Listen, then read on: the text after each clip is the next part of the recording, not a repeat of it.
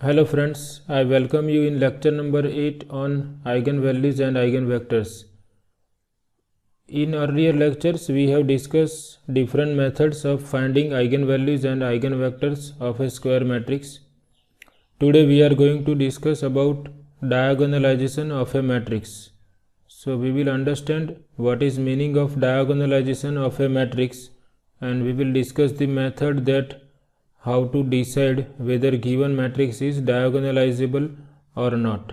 So first we understand what is meaning of diagonalization of a matrix. So suppose we are given a square matrix of order n and we want to check whether this square matrix is diagonalizable or not. So this square matrix of order n is diagonalizable if there exists an invertible matrix denoted by capital P of order n such that product of P inverse A and P is nothing but diagonal matrix. Here D is the diagonal matrix. So again I repeat, suppose we have square matrix of order n if there exists an invertible matrix of this same order denoted by capital P such that P inverse AP is diagonal matrix, then this given matrix A is said to be diagonalizable, and in other words we can say that this matrix P diagonalizes given matrix A.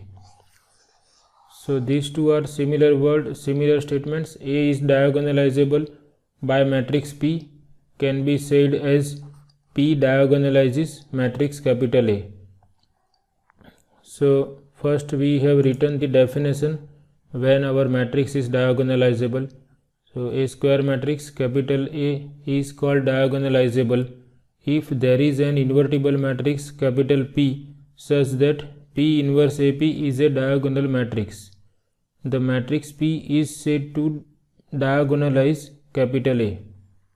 So A is diagonalizable by matrix P can be said as P diagonalizes capital A. Now from the definition we are not able to decide whether given matrix is diagonalizable or not. So we are going to discuss two different results. Using those results we can decide whether matrix is diagonalizable or not. So first result uses eigenvalues of the given matrix. We consider this theorem. This theorem says that if given matrix capital A of order n has n distinct eigenvalues, then A is diagonalizable. This means the matrix A is diagonalizable if all the eigenvalues of A are distinct or different. So using these results we can decide if eigenvalues of A are all different, then A is diagonalizable. For example, we have written this matrix. If we observe this matrix is triangular matrix, all the entries below the main diagonal are 0, so it is upper triangular matrix, and we know that eigenvalues of triangular matrix are entries on the main diagonal. Therefore eigenvalues of this matrix are 10, 0 and 8, which are all distinct. So using this theorem we can say that because this matrix has distinct eigenvalues, it is diagonalizable. So using this result we can decide if A is diagonalizable. But what is the drawback of this result? This result says that if A has n distinct eigenvalues, then A is diagonalizable. But suppose A has repeated eigenvalues, then this result does not give any information about the diagonalization. It is not true that if A has not distinct eigenvalues, or if all the eigenvalues of A are not distinct, then we cannot say that A is not diagonalizable. In that case, we have to think for some another method or result. So this result is applicable if all the eigenvalues of a given matrix are different. So we will remember this result also. If all the eigenvalues of a given matrix are distinct, then given matrix is diagonalizable. And if some of the eigenvalues are repeated, then we have to think for another result. So now suppose eigenvalues of given matrix are not all distinct, then we have this result. Suppose A is an n by n matrix, that is capital A is a square matrix of order n. Then capital A is diagonalizable if and only if matrix A has n linearly independent eigenvectors. So this result uses the eigenvectors of the given matrix to decide whether it is diagonalizable or not. So to use this result, we have to first find out eigenvectors corresponding to each eigenvalue. Now if the number of linearly independent eigenvectors equal to order of the matrix, then A is diagonalizable, and this result is true in both the directions. This result says that if A is diagonalizable, then A must have n linearly independent eigenvectors, and reverse statement is also correct. If A has n linearly independent eigenvectors, then matrix A is diagonalizable. So we will remember this result. Matrix is diagonalizable if and only if matrix has linearly independent eigenvectors equal to order of the matrix. So if we want to prove that square matrix of order 2 is diagonalizable, then we have to show that square matrix A has two linearly independent eigenvectors. So we understand this with the help of example. So if we are using the above result, the result before this we have seen uses eigenvalues. So that result says that if A has distinct eigenvalues, then A is diagonalizable. But if eigenvalues are not distinct, then we can use this result. We can use linearly independent eigenvectors. So if linearly independent eigenvectors equal to order of the matrix, then matrix is diagonalizable. So we will remember both the results. Depending on the nature of given problem, we will use the results accordingly. So now we discuss the method for diagonalization of a square matrix. So using these two results, we can decide whether A is diagonalizable or not. Now if A is diagonalizable, we will have invertible matrix capital P such that P inverse AP will be equal to diagonal matrix. So now we discuss how to write down or how to find out this matrix capital P and how to write down this diagonal matrix. So we can consider this as working rule for diagonalization of a square matrix, or different steps for the diagonalization of a square matrix. So first step is we will find out n linearly independent eigenvectors of a given matrix. Before that, we will find out eigenvalues of a given matrix. Suppose eigenvalues are lambda I equal to 1 to n, and corresponding to each eigenvalue we will find out linearly independent eigenvectors. So if A is diagonalizable, then it must have n linearly independent eigenvectors. So suppose those eigenvectors are denoted by small p1, p2, pn. Now in the second step we will construct the matrix P in this way. We will construct the matrix P whose columns are these n linearly independent eigenvectors. So the matrix P is nothing but matrix having p1, p2, pn as its column vectors. And once we write down matrix P, then P inverse AP,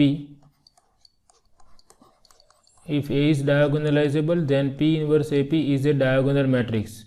So this diagonal matrix is nothing but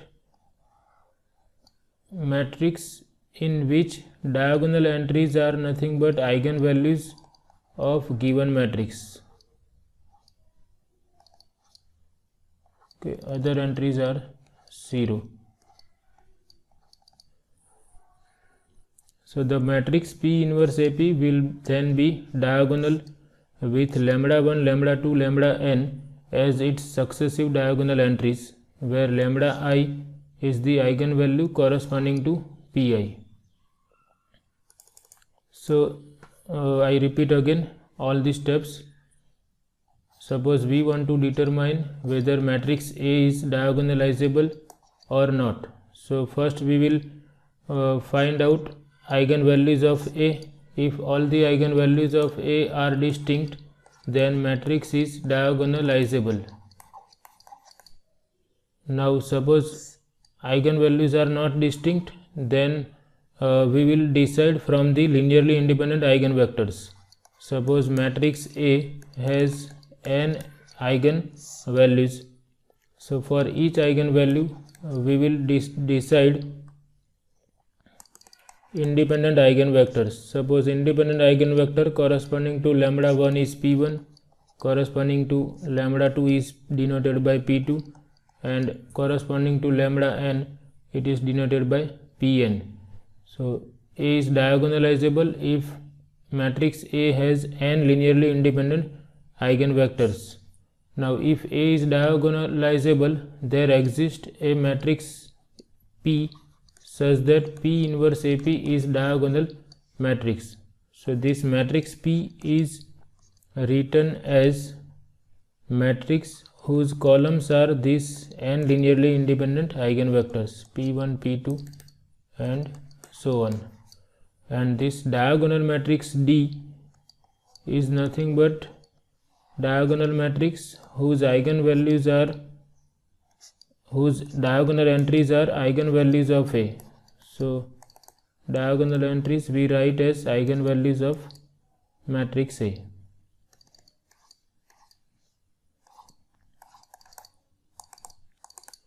So in this way we can decide what is diagonal matrix and what is the matrix P which diagonalizes A.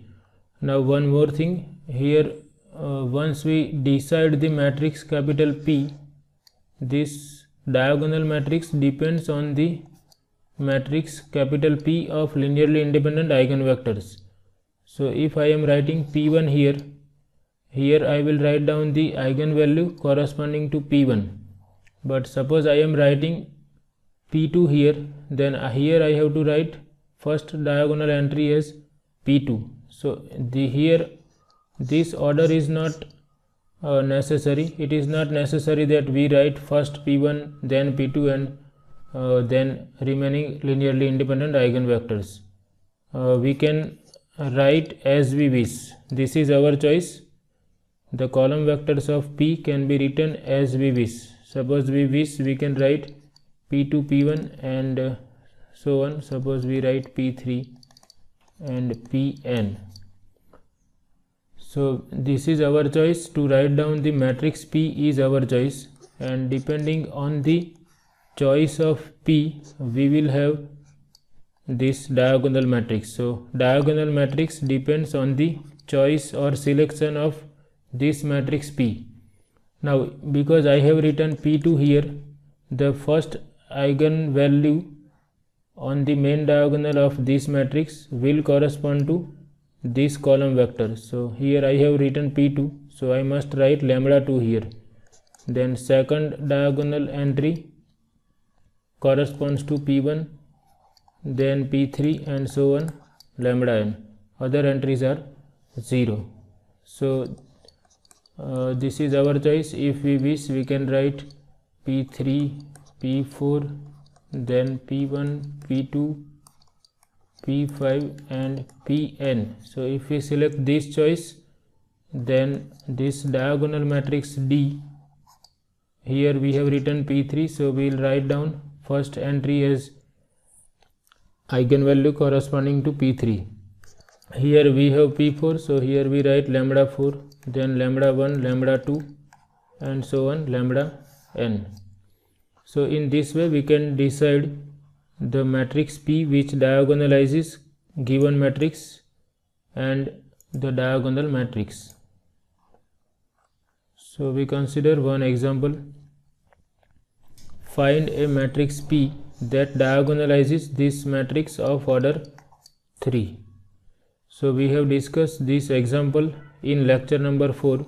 So if you have not seen that lecture, I suggest you to watch lecture number 4 on my channel. So I have find out eigenvalues and eigenvectors of this matrix in lecture number 4. So I am not calculating again eigenvalues and eigenvectors of this matrix.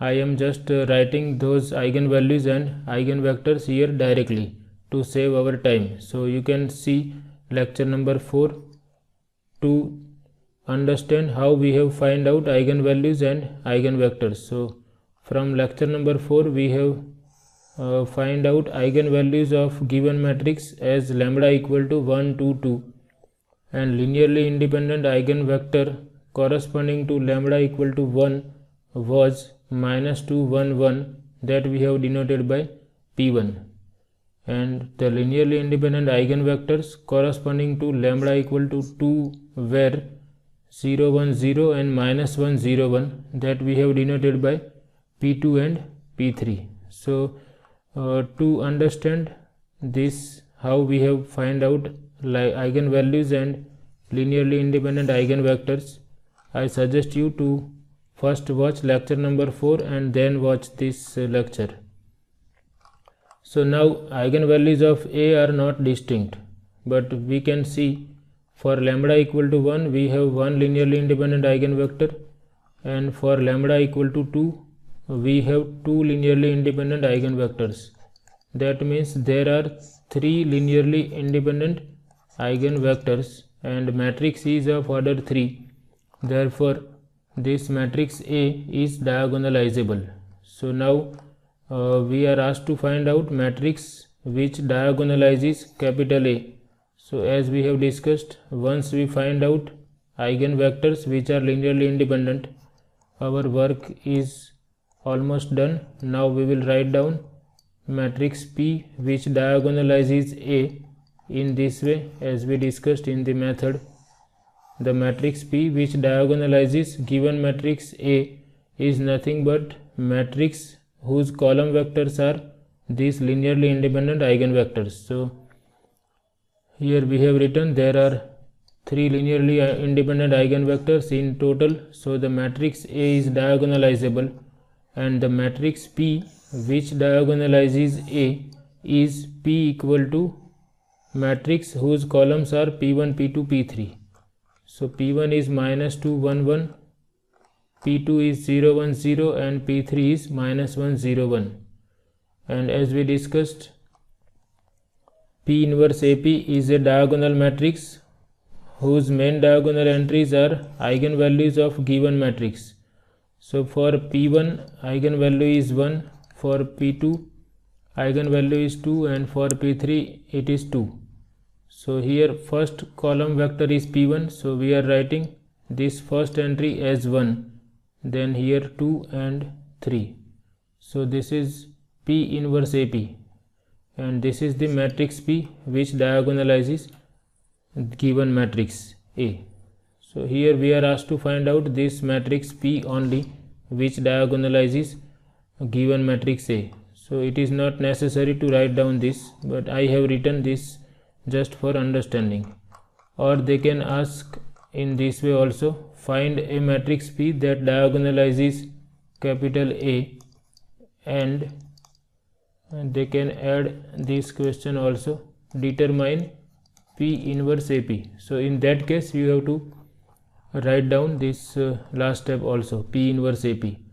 And be careful, here we are not calculating inverse of P, okay, because we know that P inverse AP is a diagonal matrix whose diagonal entries are nothing but eigenvalues of given matrix A. So we need not calculate inverse of P here. Without calculating inverse of P, we are able to decide this product, which is always a diagonal matrix if matrix A is diagonalizable. And one more thing, there is no compulsion to write down matrix P in this order. If we wish, we can write our matrix in this order also, P3, P1 and P2. So in that case our diagonal matrix will also change, okay, because here first column vector is P3, so first eigenvalue I have to write corresponding to P3, which is 2. Second column vector is P1, so here I will write down eigenvalue corresponding to P1 and last eigenvalue corresponding to P2. So if we write in this way, then also it is correct. Both the answers are correct. So choice of matrix P which diagonalizes A is our choice, and depending on the selection of column vectors in this matrix P, we will have diagonal matrix. So be careful, whatever selection we consider here, we will take care that here first eigenvalue corresponds to first column vector, second eigenvalue corresponds to second column vector, and third eigenvalue corresponds to third column vector of matrix P. So that we have mentioned here, there is no preferred order for the columns of matrix P, okay, so that we have written here. So in this way we can decide whether given matrix A is diagonalizable or not. So in this lecture we have discussed what is diagonalization of a matrix, and we have discussed the method for diagonalization of a matrix capital A. In the next lecture we will do some more examples on the diagonalization of a matrix. Thank you very much.